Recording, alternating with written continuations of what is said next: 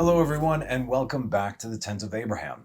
I'm Tamir Kreisman from Jerusalem, Israel, and we continue with our Calling All Sparks series. This one is the Lost Tribes of Israel, Part 2. As always, before we begin, I have to publicly state the following words by Rabbi Feld. The following pages, meaning this teaching, contain my research, his research, cooperative research with others, my humor for medicinal and educational purposes, and at its core is the research of some serious scholars. The following was not written for either publication or sale, but merely a personal private letter that attempts to answer a bunch of questions and sometimes attacks on the part of friends and foe. Therefore, not everything is linked to its source and or footnoted. Also, creative license was taken to sort of kosher research for myself and others. Just a personal note, not prepared for a public document. Hope you enjoy the read as much as I enjoyed writing it down for y'all. So let us continue. Again, apologize in advance. I'm most likely going to break my teeth in some of these names and words and whatnot. Forgive me, but hear me. Okay, so we continue with the Lost Tribes of Israel. And we're right now on the topic of Christianity and Tammuz. Okay, so the founder of Christianity was known as Jesus. Just hear me out, okay? Jewish sources speak of somebody named Yeshu, who is commonly identified with Jesus. A would-be Messiah named Yeshu was executed on the eve of Passover in the reign of Alexander Yanai, which was from 103 to 76 BCE. This is well before the time of Jesus as given in the Christian Gospels, and should not be identified literally with the narrative of what became Christianity. We're just pulling in from all the sources over here.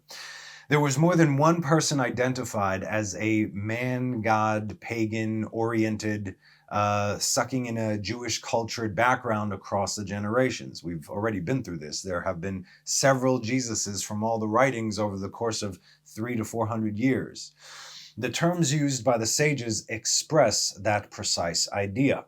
Whatever the case, a group known as Nuciaris, right? Today, modern-day Christians are called Nuciaris.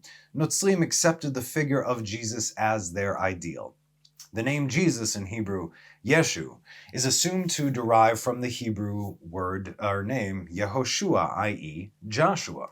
The Samaritans and perhaps others had revered Joshua for centuries, as we have discussed. The Greeks substituted the name Lysos or Isos for the Old Testament Yehoshua. This is where our word Jesus actually comes from. The name could have also have pagan connotations. The first Christians were a mix of non-Jews and those Jews loyal to Rome who helped create a new religion to unite Rome. It didn't get off the ground, but the texts and artificial hype put it out there, and it started a bunch of different sects.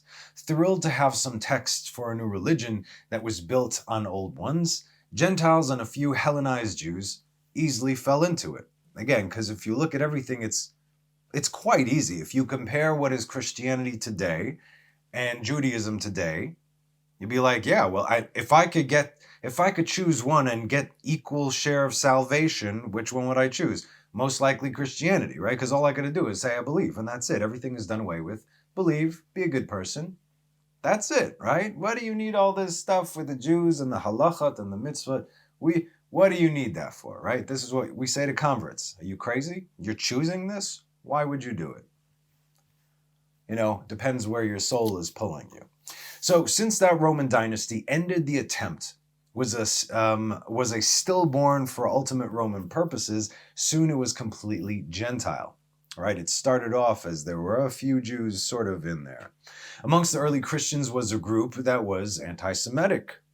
These were headed by the Hellenized theological school at Alexandria, led by the syncretizing, allegorizing, philosophizing, Gnostic, indoctrinated Clement and Origen. Oh, we're going to speak about them in the future. Regarding the names Jesus, Koster quotes from Bucks and Schoen, Wartbuck der Antique under the entry Jesus. Jesus, really named Jehoshua, Iosos in Greek, Isus in Latin, or Lesos in Latin, is adopted from the Greek, possibly from the name of a Greek healing goddess, Ieso, or Liso. Custer reports, the highly respected and authoritative unabridged edition of Liddell and Scott, Greek-English Lexicon, page 816, under IASO, I-A-S-O, also makes a connection between Isis, Jesus, and Iso. Iso was the daughter of Asclepius, god of healing, the son of Apollo, the sun deity. We find other related names, all of them variants of the same name, Isis, Ieson, Iesiaus, in ancient Greek religion as being sons of Zeus. Even in India, we find a similar name, Isa or Isi, as surnames for their deity, Shiva. We've heard of Shiva, right? Outside of CERN, there is a statue to the goddess Shiva, or Shiba. There's a similarity between the names of the Indian Isa or Isi, the Egyptian Isis, also called Isu or Es, the Greek Ieson, and the Celtic Isus. The Egyptian Isus had a child called Isu by some, which is the same name given to Jesus in several early translations. Another source is A. Kircher, Oedipus Aegypticus. The name of the son of Isis is revealed to us as Isis, which signifies Isa, whom they also call Christ in Greek. The abbreviated form of the name Isus, son of Isis, is Les, or in capitals IHS, for in Greek the capital for E is H. This is to be found on many inscriptions made by the church during the Dark Middle Ages. Coster says that IHS had previously been a mystery surname of Bacchus, and was afterwards taken as the initials in Greek for Isus, i.e. Jesus, capitals all in caps, IHSOUS. He also quotes from Dr. E.W. Bullinger, The Apocalypse, footnote page 396. Whatever meanings IHS may be given, the fact remains that it was part of the name of Bacchus. It's Bacchus. Bacchus, we'll call it Bacchus, who's actually Dionysus, was a sun deity and identified with Tammuz. One of our months in the Hebrew calendar is called Tammuz, actually. It's not a good month. With Tammuz and with the Egyptian Osiris, son of Isis. Tammuz, alias Bacchus, has a surname, Ias, or IHS. He was also known as the fish, that's interesting, Ichthus, and had the tav, in ancient Hebraic. In the first rendition of Hebrew, there were pictographs. So the tav was actually an X. Later on, it became a cross. Well, not exactly a cross. It's sort of like it was an X like this, but an X, not a cross X. It was an X, and then it became like this. So that's why Christians say, oh, look, it's a sign, it's a cross. And they turned it into a cross, but it actually was not a cross. It was just an X. X marks the spot. Tav literally means the sign, a mark, an ot. So that's why you also get X marks the spot. Anyway, so they turned that into a cross, and this is his sign. His sign is that, the cross. From Tammuz, the ancient pagan god. Robert says that Ias, I-E-S, was the Phoenician name of Bacchus, and that his name was changed to Jesus. Now, the 10 lost tribes. Who are the 10 lost tribes? Here we say 10 lost tribes equal to Notzrim. The 10 lost tribes prior to their exile appear not only to have worshipped idols, but also to have adapted their original lore to false concepts. And the children of Israel, this is from 2 Kings 17:9. And the children of Israel did secretly those things that were not right against the Lord their God, and they built them high places in all their cities. You're not allowed to build altars other than Beit HaMikdash, from the tower of the watchman to the fenced city. Again, this is also why they were exiled. They were already into paganism and all these foreign religions, and so then they were exiled. And where are they today? Primarily in Christianity. This is our argument here. The above verse is translated from the Hebrew by the King James is a correct possibility. An alternative, also consistent with the Hebrew translation of this same verse, could be rendered, and the children of Israel superimposed. In Hebrew, it's vayechapu. Lechapot is to impose your will on, let's say, your will on somebody. Superimpose things which are not so. Hebrew, it says, devarim asher lo ken. Dvarim, things asher, which are lo, no, ken, yes, as in which are not. Concerning the Lord their God, and they had built bamot, high places. Today, modern day Hebrew, a bama is a stage, also high places, an altar, right? In all their cities from the tower of the watchman. Hebrew, it's notzrim, to the fenced city. The verse could be understood as implying that the northern Israelites, to the extent that they still worship the God of Israel, had applied to this worship notions of their own that were not correct. Their own understanding, if you will. They had synthesized other ideas and practices into their religion in ways that were not acceptable. They had also served idols outright, 2 Kings 17:12, and gone after the heathen and also around them in 2 Kings 17:15. We are hereby suggesting that they had their own brand of religion, whose practitioners were known as Notzrim. See, they came way before the Notzrim that we know today. Mainstream Christianity later adopted aspects of this religion, and so had been known as Notzrim to the prophets who predicted this phenomenon. The prophets spoke in terms of what was familiar to them in their time. If a prophet speaks of chariots, we've discussed this before, it speaks of chariots, it's referring in our time that it's more motorized vehicles, cars, tanks, and whatnot, right? You say there's a huge battle bird or I don't know what, with the wings, maybe it's a helicopter or it's a plane, right? If a prophet speaks of Notzrim in connection with some type of religion, then we can compare what we know about the religion of Notzrim with religions exacted in our time. We do not necessarily need an exact correspondence.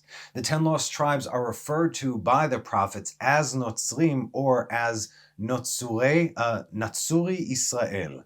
The intention is to tell us what religion they will be practicing in the last days shortly before or even during the initial stages of their return. In other words, the return has to come out of Christianity. They will be called Notzrim. How many of you right now, you left Christianity, sort of got caught into Messianic Judaism, which is essentially Christianity, then you made that crossover, and once you crossed over, you're like, wow, it's that line. And this is exactly prophecy fulfilled. So again, the intention is to tell us what religion they will be practicing. This is it. This claim has biblical, historical, and archaeological justifications and reveals a connection to the Samaritans and the Nuciaris, as we will see. Now here are the Samaritans. After the 10 tribes had been exiled, 2 Kings 17:24, the king of Assyria brought men from Babylon and from Cutha and from Ava and from Hamath and from Sepharvaim and placed them in the cities of Samaria instead of the children of Israel. That was the point, is to liquidate, take them out and put foreigners into Israel, to just disperse them and mix them amongst the nations. The new heathen settlers were known as Samaritans, Shomronim in modern day Hebrew. They're still around today in Israel. 2,000 years. The new heathen settlers, no one's bothering them, right? New heathen settlers were known as Samaritans after the capital of the former kingdom of northern Israel, Samaria, that the Assyrians placed them in. The Samaritans were attacked by a plague of wild lions. Bands of wild lions in those times entering settlements and attacking the inhabitants are also recorded elsewhere in the Middle East. Apparently this happened, right? We also see this a lot in the Tanakh. And the lion came and lions. And where are all these lions? I mean, we don't see them today. But then again, forests are shrinking. I don't think there are any lions in the forest here. Definitely bumped into a bunch of wild boar in the Golan. They're huge. It was consequently reported to the king of Assyria that the Samaritans know not the manner of the God of the land. 2 Kings 17:25. And the king of Assyria commanded, saying, bring there one of the priests who I have exiled from there, and let them go and dwell there, and teach them the law of the God of the land. They brought back one of the priests, right? And one of the priests whom they had exiled from Samaria came and settled in Bethel, and he would direct them how they should fear the Lord. Now each nation made its God, lowercase g, their own God, and they placed it, whatever they built at the time, in the temple of the high places that the people of Samaria had made, each nation in their cities wherein they were dwelling. Okay, so that's 2 Kings 17, 27, 28, and 29. So then, we continue. So they feared the Lord in 1732. So they feared the Lord and served their own gods, after the manner of the nations whom they carried away from thence. 2 Kings 17:41. So these nations feared the Lord and served their graven images, both their children and their children's children, as did their fathers. So do they unto this day. Unto this day means unto this day. Not when it was written, unto this day. Remember, time and space is removed from the Torah. It's always there. If it's this day, it's this day. Now, this is from the book of Tana de Eliyahu, the words of Elijah the prophet, Eliyahu Zuta 2:1. Some of the Samaritans intermarried with some of those northern Israelites from whom the Assyrians had not exiled. Whoever was left over there, intermarriages. Not allowed to do it. Obviously, it's in the 5 books of Moses. Jews from Judah also, to some degree, later intermixed with them. At some stages, they came under heavy Jewish influence, both Orthodox, Pharisaic, and sectarian. According to Josephus Flavius, when the Jews were powerful, the Samaritans emphasized their Hebraic their Hebraic connections. Look at us, we were like you. But when the Jews were persecuted, they claimed to be part of the Phoenician stock, right? It's like, we don't know these guys. Who are they, right? They were once very numerous and numbered in the millions, though today there are only a few hundred left, maybe a few thousand, but okay, we'll go with that. These use the old Israelite Phoenician script. Over the course of time, the Samaritans came to identify themselves as the Israelite tribes of Ephraim and Menasha. They are not. They believed their priests were descendants of Pinchas, son of Eleazar, son of Aaron, brother of Moses. They were not. In the past, priestly families from Judah had intermarried with them, and in some matters they may have preserved genuine traditions. Mills writes this in 1864. There was a tradition amongst them, which has yet hardly died out, that large numbers of their brethren were dwelling in various parts of the world, in England, France, in India, and elsewhere. The Samaritans attempted to identify themselves as northern Israelites from the tribes of Ephraim and Menasha. Some few of them may have been descended from the ancient Israelites, and this may explain their claimed link to England and France, as we have learned very, very briefly about the dispersion of the tribes, that today the tribe of Ephraim is primarily in the UK. Again, then they migrated to the United States, and Menasha, France. The Samaritans still highly revere Joshua Binoon, and regard him as their founder. Joshua, Yoshua, Yeshu, you get it? Okay, now we're going to talk about Joshua Binoon, son of Nun. Joshua Binoon from the tribe of Ephraim was a judge and prophet who had led the Israelites after the death of Moses. Joshua directed the conquest of the land of Canaan. Joshua had performed many great deeds. Again, throughout the life of Joshua, Israel did not lose from their steadfast of keeping the mitzvot and living according to Torah. After he passed, that's when things started to fall apart. So he was the first judge, but then afterwards, the times of the judges, it was not so good. The walls of Jericho came tumbling down. Joshua 6, great stones, perhaps Meteorites rained down from heaven against the enemies of Israel in the days of Joshua, in Joshua 10:11. And Joshua once commanded the sun not to set, and it obeyed him. Joshua 10:12 and 13. This is, by the way, one of the reference points that we have to the book of Jasher, Sefer HaYashar, because it's written right there. Shemesh begivon dom ve'yarech be'emek ayalon halohi ktuva beSefer HaYashar. And then Rashi also discusses the Sefer HaYashar. It's called Sefer Milchamot Hashem. In any case, the book of Jasher is legit, just you got to get a good copy. And then again, I believe it's mentioned in 2 Samuel. Anyway, let's continue. Joshua was the kind of figure who in the pagan world would have been deified. Many of they liked, the warrior kings, okay? Like David also. Many of the Berbers of North Africa are descended from Canaanites. At some stage, they had been exposed to Hebraic influences. Excuse me. Some of these Berbers use the term Yaus, i.e. Joshua, instead of Allah, the, usual Muslim name for their God. The name Joshua Binoon, Joshua son of Nun, in Aramaic means Joshua son of a fish. And a legend developed that Joshua had been swallowed by a fish and then, like Jonah, released. Sure. According to Slouch, S-L-O-U-S-C-H-Z, Slouches, and others, this was later interpreted to mean that Joshua had risen from the dead. Oh, look at that. This indicates that Joshua was deified by paganized Hebrews or by pagans under Hebraic influence. A Samaritan sect believed Joshua to be the son of, wait for it, God. According to Martin, archaeological finds show the Samaritans to have combined pagan ideas with Jewish ones, and Samaritan synagogues display idolatrous features that were unthinkable amongst the Jews of that time.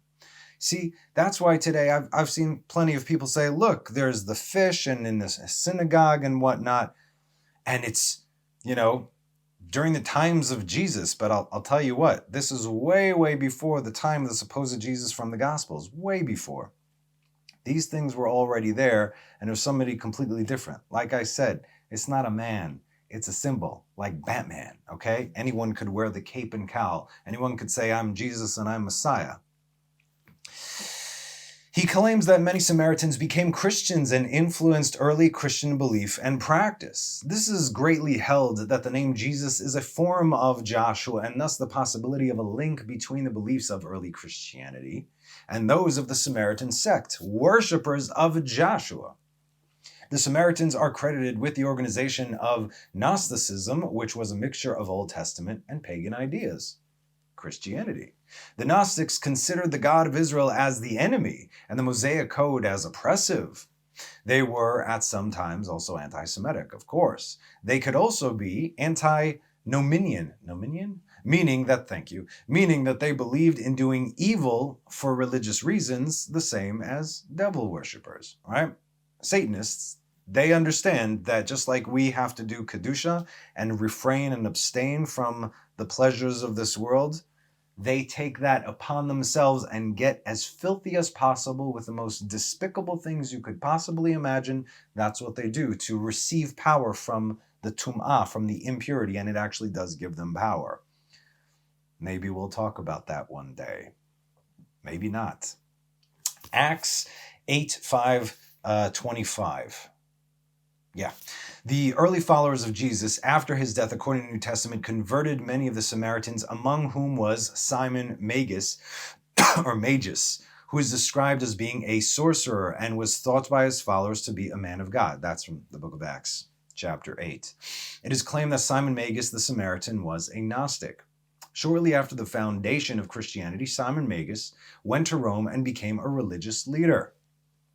People are also tend to confuse him with Simon Peter. Anyway, all of these things, you'll see how they all kind of mix together. At that time, it has been asserted 90% of the Romans were actually descended from slaves and other foreigners, most of whom came from the east and were of Babylonian, Anatolian, Syrian, Phoenician, Edomite, Samaritan, and Egyptian extraction.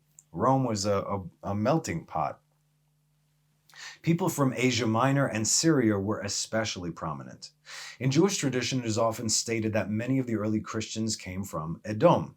This is the root, essentially. Why is it Edom?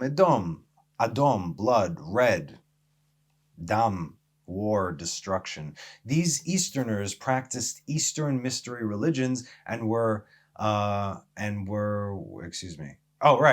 they were amendable to the creed advocated by Simon Magus. Now, the Muslim connection. How do the Muslims fit in here? The Muslim holy book, the Quran, confuses between Joshua and Miriam, sister of Moses, and Jesus, son of Mary.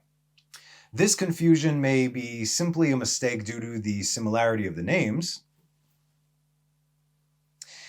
It may alternatively be yet another echo of the pre-Christian Samaritan adornation of Joshua Binoon that may have influenced some early forms of Christianity.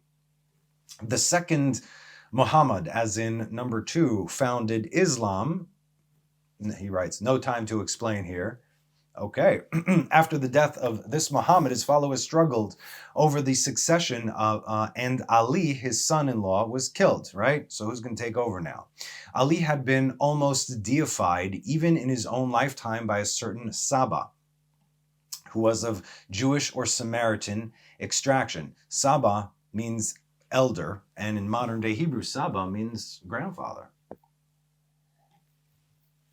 I'm just going to put this there.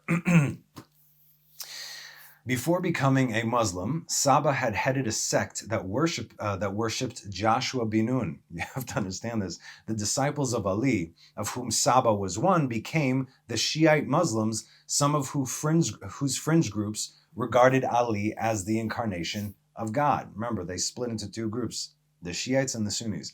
In addition, certain already existing pre-Muslim religion sects to a degree assimilated with the Shiite Muslim doctrines.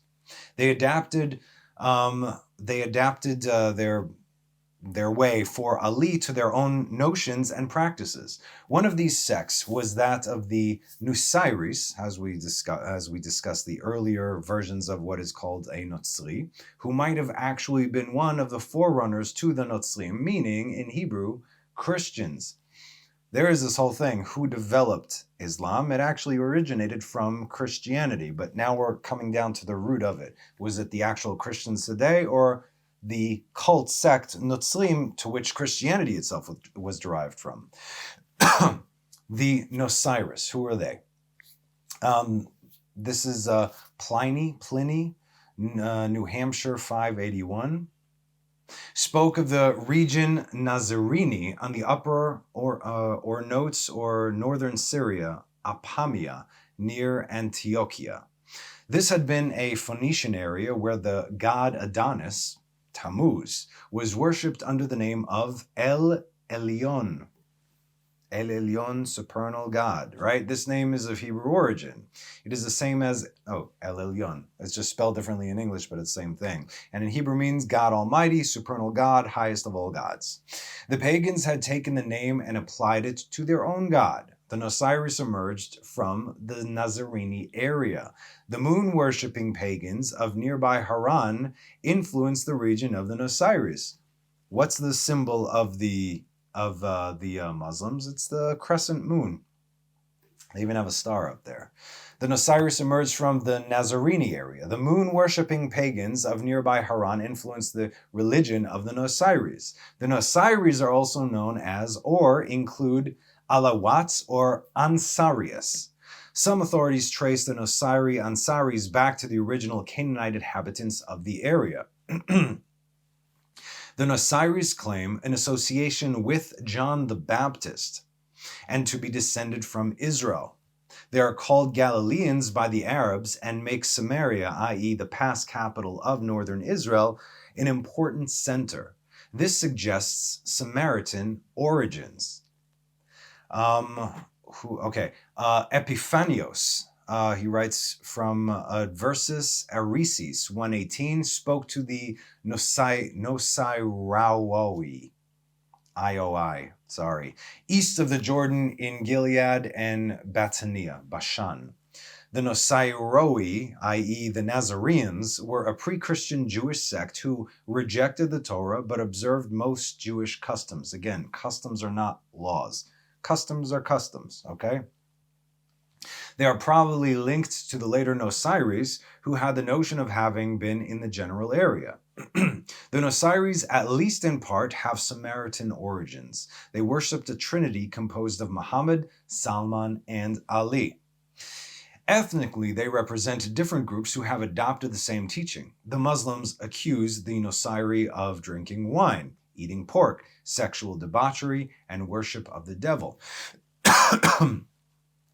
A Kurdish sect of self-admitted devil worshippers, the Yazidi, is sometimes confused with the Ansari Nuciari.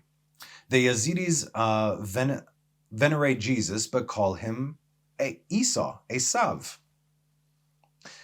This is from Austin Henry Layard, Nineveh and its Remains, London, 1849. Alawatis are found all over the Middle East and comprise 10% of the Syrian population. One of their members, Hafiz al-Assad, ruled Syria from 1970. Hafiz al-Assad. I'm sorry. Yeah, I remember the guy. Mean guy.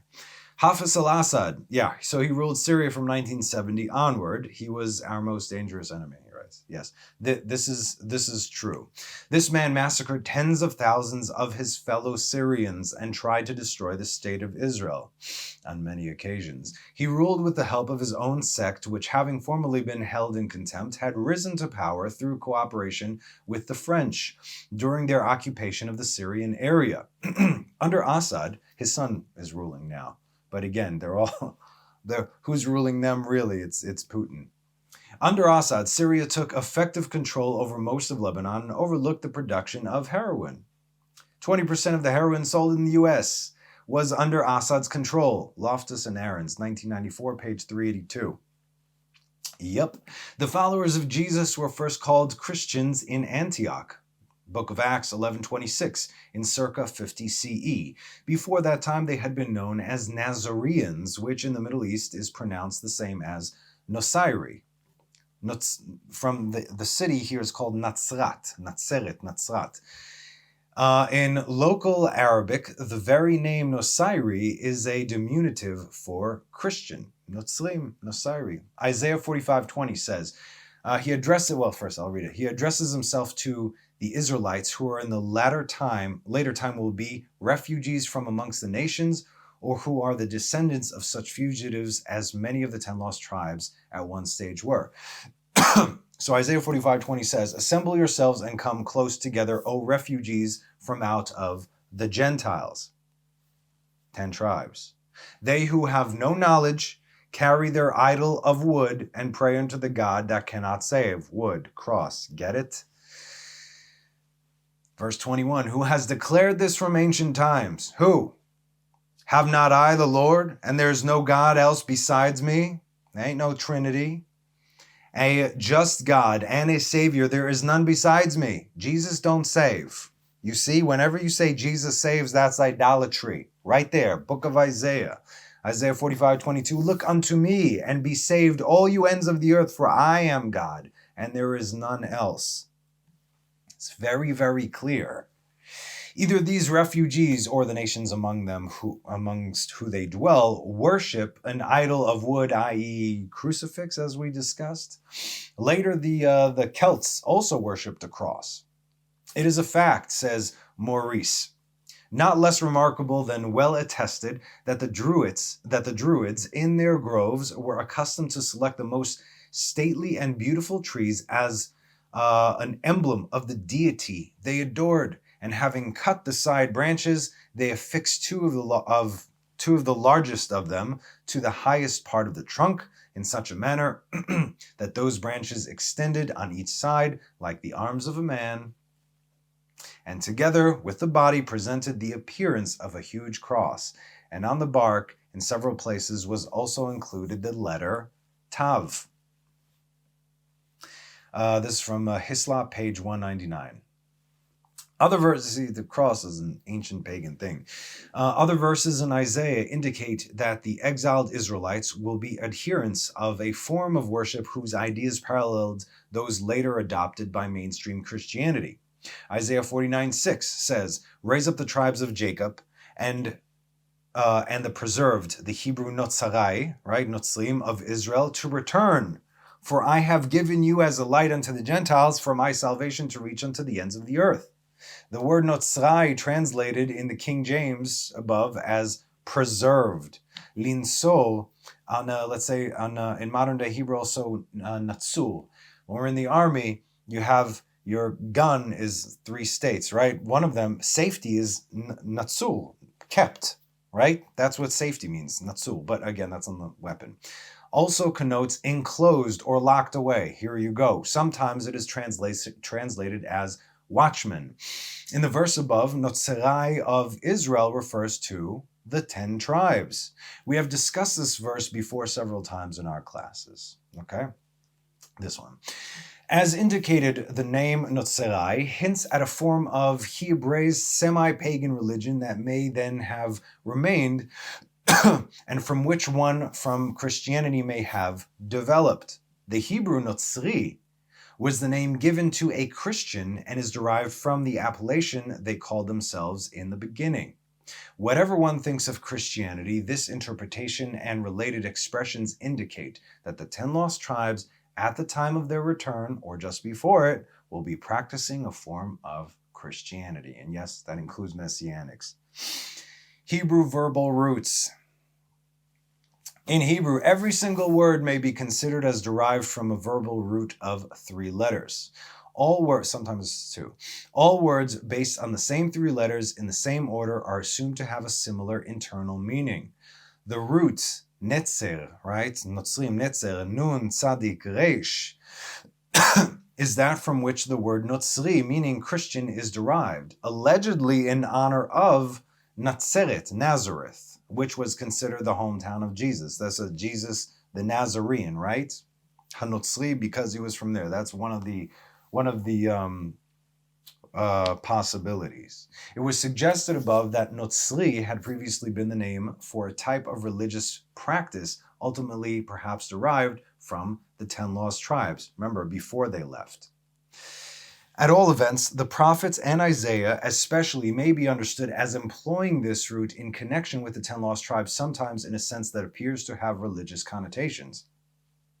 And again, just ask yourself this. We're talking specifically about the 10 lost tribes. This is not Judah.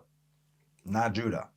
For the sake of an honest perspective of all of Isaiah's uses of this word will be remarked upon wherever a national, religious, or messianic double meaning may be inferred. The prospective reader may notice a common theme connecting all of them. The meaning of the word netzer, nun tzadik resh, and its derivatives, generally connote preservation or guarding. There's something I want to tell you right now. And I taught this, I think, over a year ago. The Notzrim, meaning the lost sparks that are actually in Christianity, they're the ones that are guarded. They're not guarding, because they don't keep the Torah. But they are being guarded. Why? From where? From Esav, because it is ultimately, who's Ephraim and Menasha, the children of Joseph. Yosef is called the Satan, the adversary of Esav.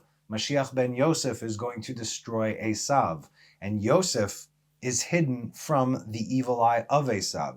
So the 10 lost tribes that are mixed amongst Christians over there, they're the ones that are protected. I don't know what he's going to say next, but we'll see. The spring, the shoot of a young tree is called netzer also, since it preserves and continues qualities of the parent. Netzer may therefore be applied to an heir or a descendant. A rod, right? The rod, the shoot of Jesse, right? Came forth from Jesse as a netzer, English, a branch, shall grow out of his roots, Isaiah 11:1, meaning the future Messiah will be a descendant of David, son of Jesse. Isaiah chapter 14 speaks of Hillel ben Shachar, whose name is translated as Lucifer, son of the morning.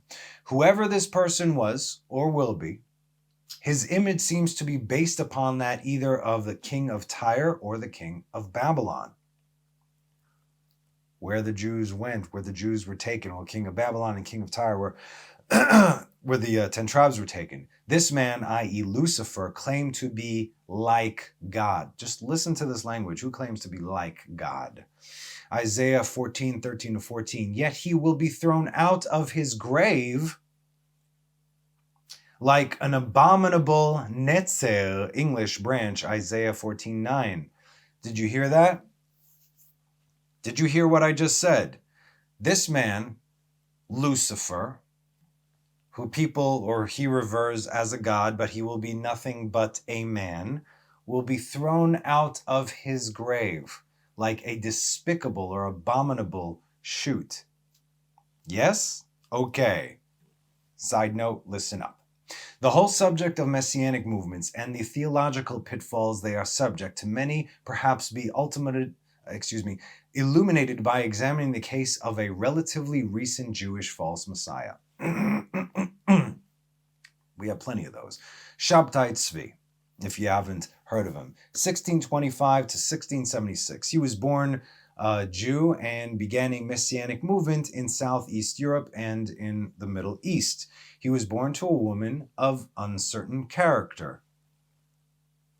In his youth, he had been injured, and his genitals, he was injured in his genitals and was never able to consummate sexual relationships. He was given to very extreme changes of mood and to throwing fits. Maybe, schizophrenic, bipolar, who knows. He studied a certain amount of mystical writings and he began to imagine himself the Messiah. This is also why it says you shouldn't really go too much into Kabbalah without a thing, because then you'll think that you're Messiah. Sure, it happens. Excuse me. Due to the unique social and political situation of his time, he attracted many adherents. He decided that the formal Mosaic law of the Jews was no longer applicable. Oh, look, it's done away with. Someone else did that. And that former prohibitions were now allowable. He also declared himself to be God. Eventually, the Sultan of Turkey forced him to convert to Islam, which he did together with some of his followers. So that didn't really work out well. Amongst his disciples were those who believed in a form of Trinity.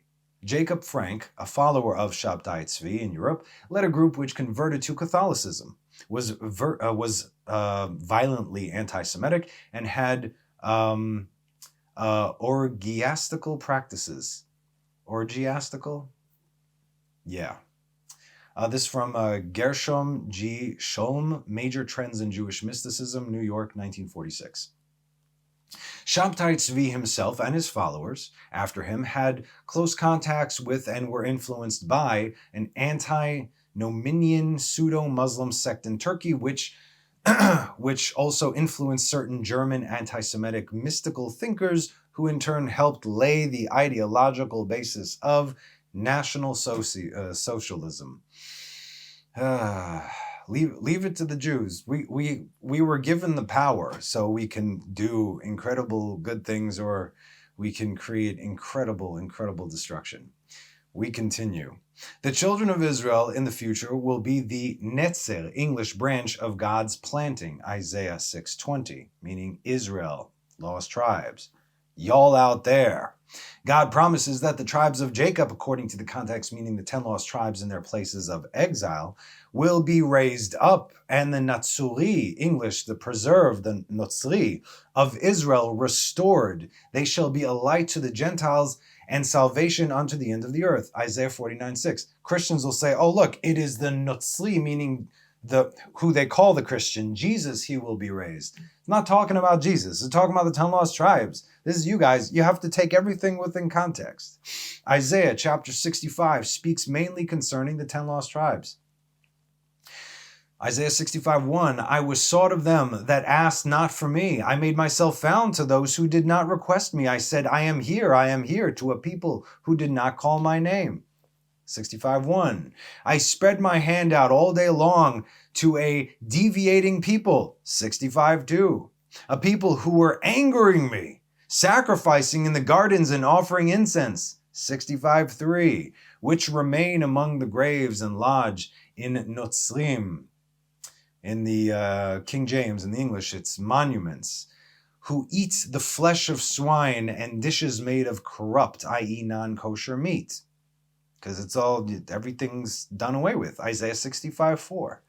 The English King James translation on this verse, Isaiah 65:4, renders Nuciaris here as monuments, apparently based on the root meaning of preserved.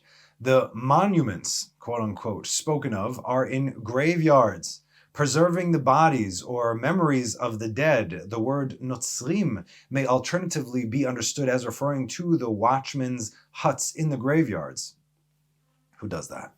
Notzer may also mean watchman, since a watchman or guardian is supposed to preserve whatever he is watching over. Again, we have watchmen on the walls. Watchmen on the wall, spelled to anyway. I'm sorry. I got a little thing. I'll get over it, though. Thank you for sticking with me. I know this is difficult for me, too. Okay. Isaiah continues his description and depicts the northern 10 tribes as eating bread and wine, Holy Communion, in a religious ceremony. For the sake of my servant, I will not destroy all of them. Not all of them, but not everyone's making it. Isaiah 65:8. I will bring seed out of Jacob and an inheritor of my mountains from Judah, and he who is my chosen will inherit them, and my servant shall inhabit there. Isaiah 65:9. Now here's 65:11. And you who abandon the Lord, who forgot my holy mountain, who lay out a table for God and for man, fill the glass with consecrated wine. Isaiah 65:11. And I will count you out to the sword, and all of you shall kneel to the slaughter, since I called you, and you did not reply. I spoke, and you did not hearken. And you did what was evil in my eyes, and what I did not desire, you chose. Isaiah 65:12. And I will be joyful over Jerusalem and delight in my people. Isaiah 65:19.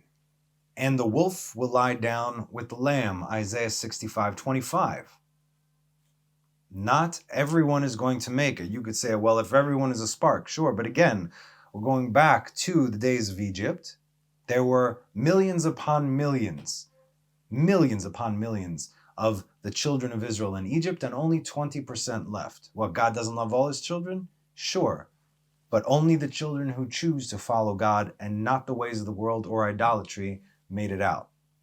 And their final test was sacrificing the lamb god of Egypt.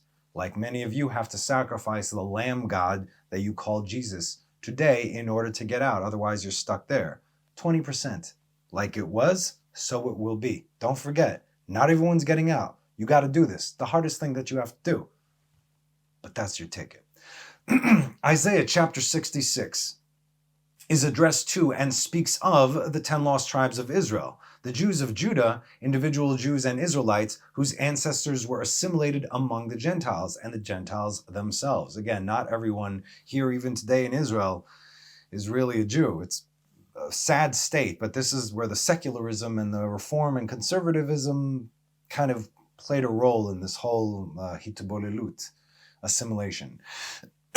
The root netzer, as mentioned, connotes preservation and lends itself to the formation of words that are somehow connected with each other. Among these words is the Hebrew notzer, right? God says, notzer chesed la'alafim. He keeps, applied to the sense of guard or watchman, since both are occupied with preservation. Jeremiah 4:16 speaks of notzrim, English King James, watchers, coming from a far country against Jerusalem and the cities of Judah. The exact meaning of this passage is difficult, but most commentators seem to indicate that those watchers, notzrim, who are coming, in this case, are actually the enemy. Let's say the real Christians from Edom, and the lost tribes are hidden amongst them. Jeremiah 31:6 later again talks of notzrim, and in this case, both the simple sense and the passages, as well as the opinion of our most major commentators, Targum Yonatan, Rashi, Radak, and so on, says that those spoken of are the exiles of Israel. Jeremiah predicts that these lost Israelite notzrim, in English it's watchmen, upon Mount of Ephraim shall Cry, arise, and let us go up to Zion unto the Lord our God. Jeremiah 31:6. The only commentator who does not think that this verse refers to the returnees of Israel is Don Isaac Abarbanel, 1437 to 1508, who interprets it differently. Even so, the opinion of Don Abarbanel is interesting, since he also suggests that the word Notzrim used here refers to members of the Christian faith. He said, the prophet Jeremiah foresaw through divine inspiration that the Roman descendants of Edom would believe in that faith, and therefore they would be called by the name Notzrim. Don Abarbanel, therefore, at least supports our opinion that the appellation Notzrim was used by the prophets as referring to the future Christians. Archaeological evidence shows that the term Netzer had religious significance of its own in the time of the prophets. The acquaintance of the prophets with Netzer cult in their time served them as a model by which they delineate Christianity. The cult of Netzer could be used to describe the religion that was to be known as Christianity, in the same way that the sword could represent weaponry, and chariots would represent wheeled vehicles.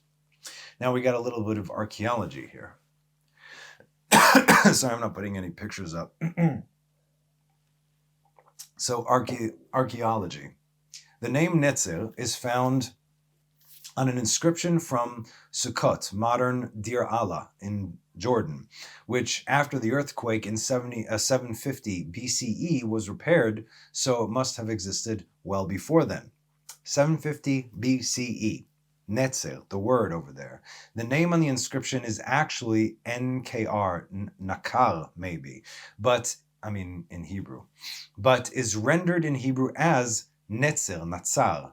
Now, Shmuel Achitov, from whose article our information has been taken, Shmuel Achitov explains that the inscription is written in a regional dialect close to Hebrew, but influenced by Aramaic influences, the most important of which is the switch from the Proto-Semite tsa to ka, tzadik to kuf. So instead of netzer, it's neker, nakar. Thus, Kaben, with a K in the inscription, is translated into regular Hebrew as tsubeim.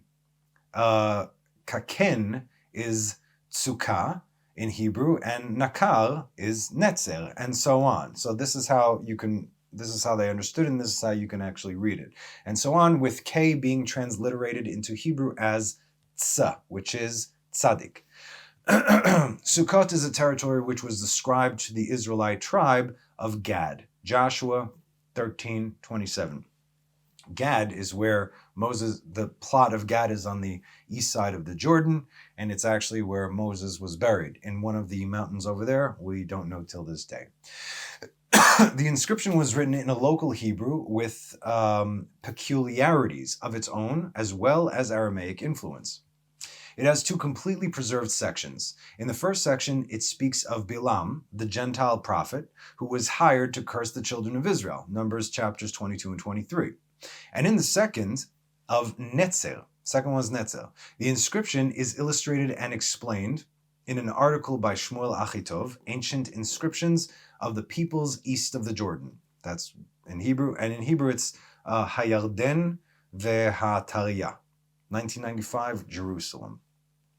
For a complete text and translation, see the appendix at the end of this present chapter. I'll put it there. Appendix to chapter 9, the inscription from Sukkot in Hebrew, completely translated with observations. For the specific passage regarding Netzer, see the second section of the inscription of the aforesaid appendix. So again, I'm going to be putting these things there on the bottom. I'll try and put it on the bottom because I have it in PDF form. It's a little bit difficult.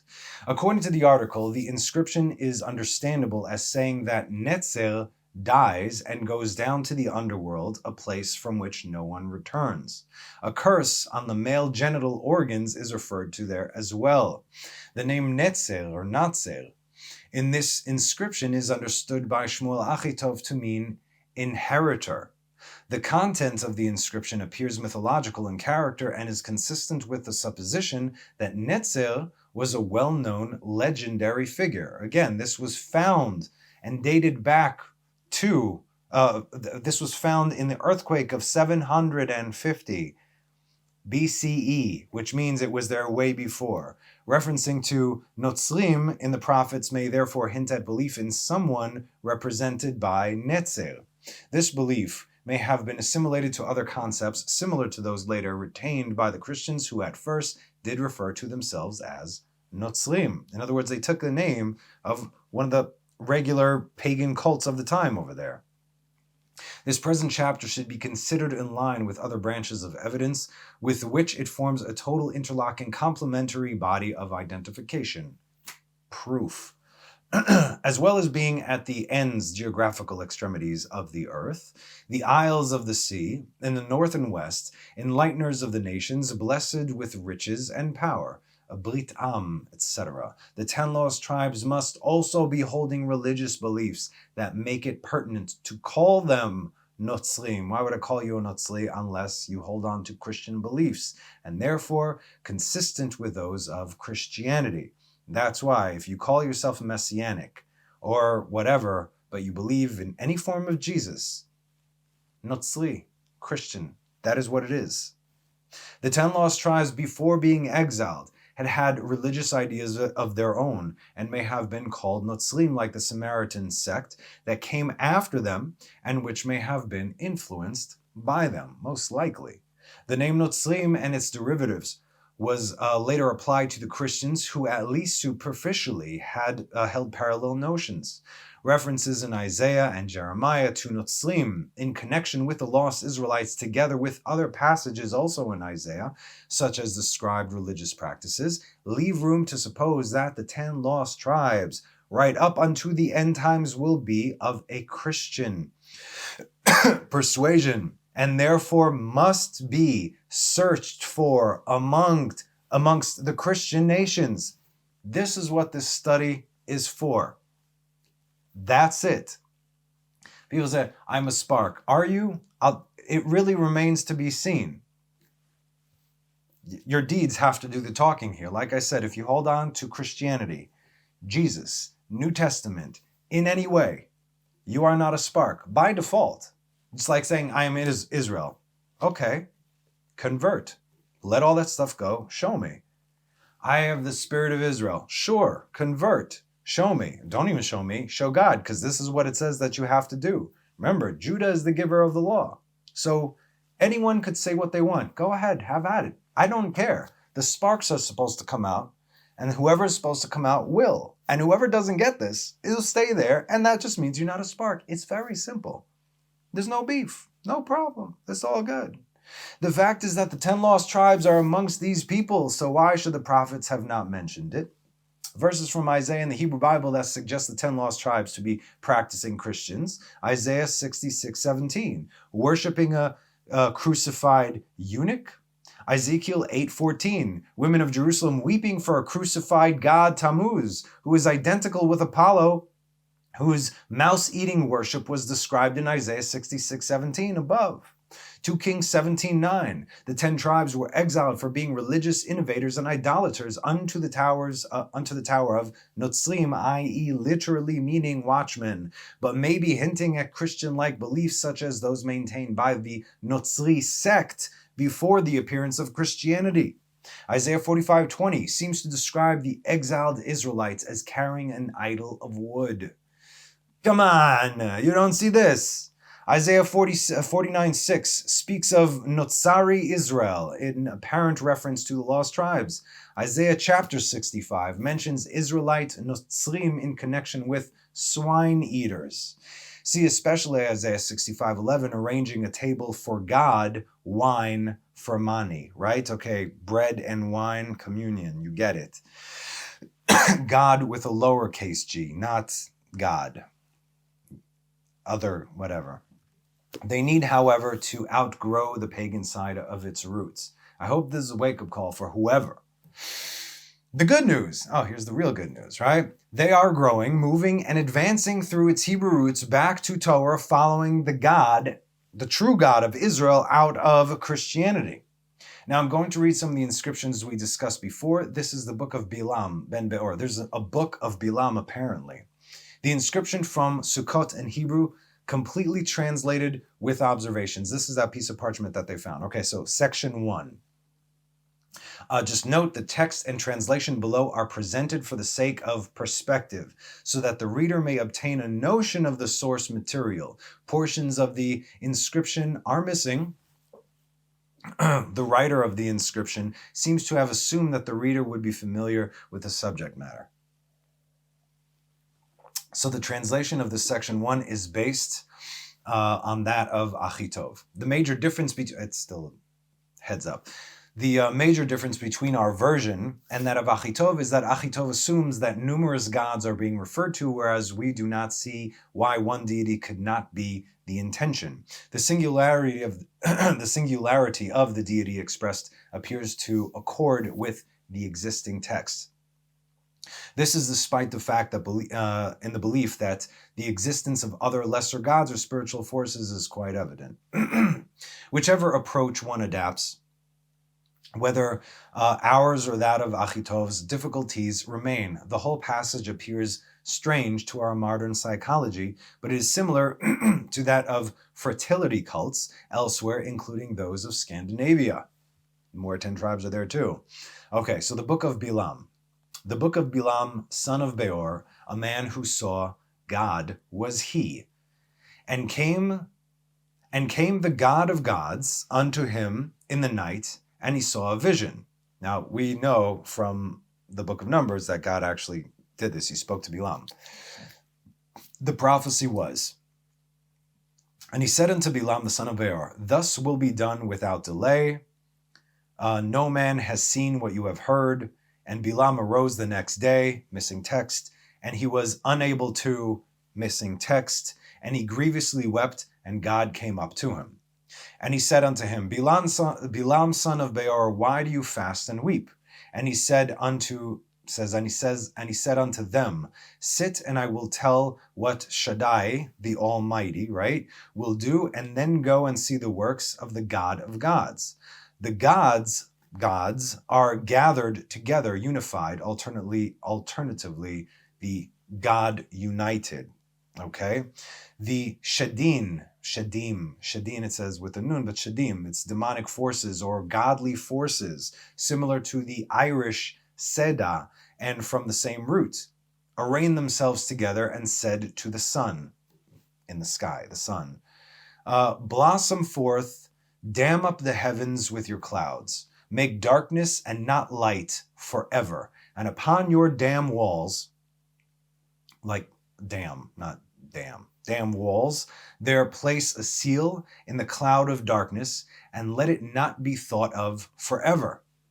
For the sis agul bird, maybe the cuckoo bird, abuses the eagle, and the voice of the mercy bird will answer the crane, the hawk and hunting bird, the chickens and the anafa bird, the sparrow, the eaglet, the dove, and the bird, missing text, go down to the place where lambs will be led by a staff, the hares devoured, the wolves search, missing text, they drank wine, and the jackals heard reproof.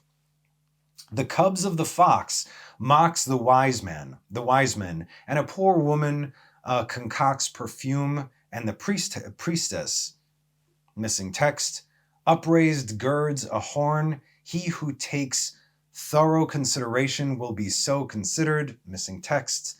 The deaf will hear from afar, missing text. The fools see trouble, missing text. The travailers in birth and the aster sheep, alternatively Astaroth, right? Astara, Ishtar, unto, missing text, lion, the cub of swine, missing text, my son, missing text, they will move their loins and I. That's section 1. I know it's kind of crazy, but again, if we've actually, I think we've discussed once, did we discuss once? Check the teachings about Parshat Balak from 2 years ago. I think I discussed over there what Bilam went through, the mountains of darkness that he went to speak to the fallen angels and how he got his powers. Okay, section 2, translation of section 2. Note, again, translation of section 2 is based partly on that made by Achitov into Hebrew and partly on the present author's own comprehension. Missing text, H, and then Shaddai, i.e. the Almighty. Achitov, however, says that it's short for Shadin and not Shaddai, meaning demons or gods. Shadi, Shaddai, same spelling. Joy, eat, missing text. A young woman satiated with romantic desire, missing text. To her from him, netzer, and dwelt among all, moisture, missing text. He will be satisfied not to pass over to the world of eternities, the home, a home into which the wayfarer will enter. Achitov says will not enter. And the bridegroom is there. Achitov says into which the bridegroom will not enter. There is a house of maggots from the grave, mound. From the genitals of the son of men and from the leg calves of mankind. Achitov understands this to refer to an affliction of the procreation organs. To take advice with you, to advise or counsel, to consider, missing text, return, missing text, cover with one garment. If you hate him, sickness will come. Shame, missing text. Under your head when you go to eternal rest to share, missing text. In their heart, missing text. Netzer, signed in his heart. He signed, missing text, in the house. There the counselors will devise a vision for those sitting with them. Death will take the young woman and child. Netzel prepared his heart. He tarried, for there came, missing text, to the end of the, missing text. Sprinkle the fence, missing text. You requested from the king his horse, and you requested, missing text, a vision from afar. From you it was requested, missing text, of him, missing text, to know the book, speak to the people in their language, for to you is the judgment and the flogging, speak, missing text, and to the king's woman. Good Lord. Sorry, had to say that. This inscription is typical of fertility cult inscriptions. It's all about, that stuff, sacrifices and sexualization and whatnot. The place of the inscription, Dear Allah, is thought to be the biblical Sukkot. It was the territory of the Israelite tribe of Gad. In our work, The Tribes, we trace descendants of Gad to where? To Sweden. Orjan Svensson has made a study of ancient runic writings. Runes are written in a script believed to have derived from the Middle East, from Kjell Artun, Runer, Oslo, Norway, 1994. This is where it came from. Our conclusion has been that runic letters are mainly slightly altered from the ancient Hebrew, from the Canaanite alphabet. Also, so is Japanese and Chinese, by the way. Orjan Svensson has deciphered several early Swedish inscriptions written in runic script. He shows them to have been written in Hebrew and Aramaic dialects. The content of these inscriptions is similar in language, cadence, and style to the above account concerning Natzel, who is this mysterious character, right? The content is that of fertility cults, similar to what was common in the Middle East and ancient Israel. This is reflected in the above inscription. The findings of Svensson have been published in a Swedish book. Oh boy, Blekinges Altstakanda Runinnskrifter. Karlskrona, Sweden, 1998. That's all you're going to get, sorry. Svensson made computer comparisons with the books of the Bible of Hebrew used in the inscriptions he deciphered. He found the Hebrew of these early Swedish inscriptions to be on the whole closest to what was used in the book of Job and in the Song of Solomon. On the whole, the book of Job was actually closer. He reports, the computer comparison was made by means of comparison of relative frequencies of ruins and frequencies of corresponding Hebrew letters. I then computed correlation coefficients. When I used some methods, I got even higher correlation coefficients for the book Song of Solomon as compared to Job, but the correlation for Job was always very high. The above inscription uses the term Esh ben Pachazi, translated to mean the Gentiles, Pachazi, of the sons of men.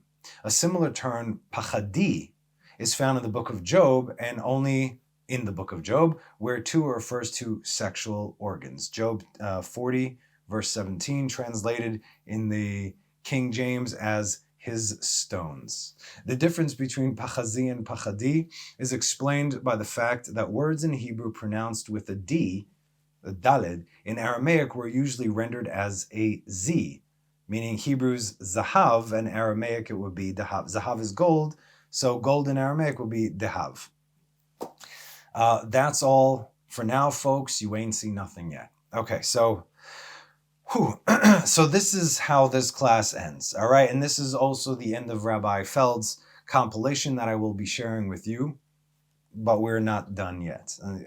Just so you have a better understanding of where the word Notzrim comes from. There were ancient cults back then, and then they also said mysteriously, the prophets, that the Notzrim at the end of the day is that Israel has to come out of there. I mean, it's very, very obvious if you're reading the plain text and putting everything within context, of course. So, next week, we're going to be putting out several teachings about, these are my things. We're done with Rabbi Feld's things, and Rabbi Feld, thank you very, very much for this. So we're going to be putting out teachings about Jesus, Peter, and Paul from a primarily Jewish academic point of view. Okay, there will be opinions of all sides. This is not a hate fest. This is for the sake of truth. Okay, so you can learn, so you can answer questions, maybe questions that you've always had and never even knew that you had. You're like, oh, I didn't even consider that.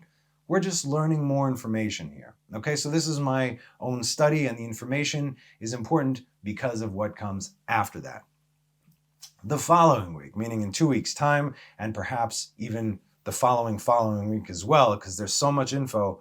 The deeper I dig, the more info just keeps coming, and it'll never end, but I have to make it end, okay? We're going to keep going deep into Jewish minds and the words of the sages in regard to Jesus and the New Testament, as well as Paul and Peter. All the sources will be stated. Naturally, you'll also have my own thoughts on the matter. And I've decided to extend this time because we were supposed to be finished in a couple of weeks by Purim, but there's two more weeks over there for the month of Adar. The month of Adar that's the time. If you ever want to go into Edom, which is Christianity, into Amalek, Adar is the time to do it. So I'm going to use the entire month of Adar to conclude this entire study, this entire chapter of Calling All Sparks, and afterwards, God willing, in Nisan already, we're going back to straight up Torah, and boy, do I have something incredible planned for you, some of my favorite stuff. So thank you so much again for your patience and support on this entire project, this entire series. I know it's kind of out of what I've done, but it's very, very necessary given the time that it's time now, if you can't already tell. So as always, if you have any questions or if you would like to have a conversation, please send me an email at thetentofAbraham@gmail.com. I'll get back to you as soon as I'm able. I know many of you have emailed me. I haven't had a chance to get back yet. Please be patient. I'm going to get back to everybody, okay? So y'all be good now. Again, thank you so much for joining me. Have a wonderful rest of the week, and have a Shabbat Shalom. Bye now.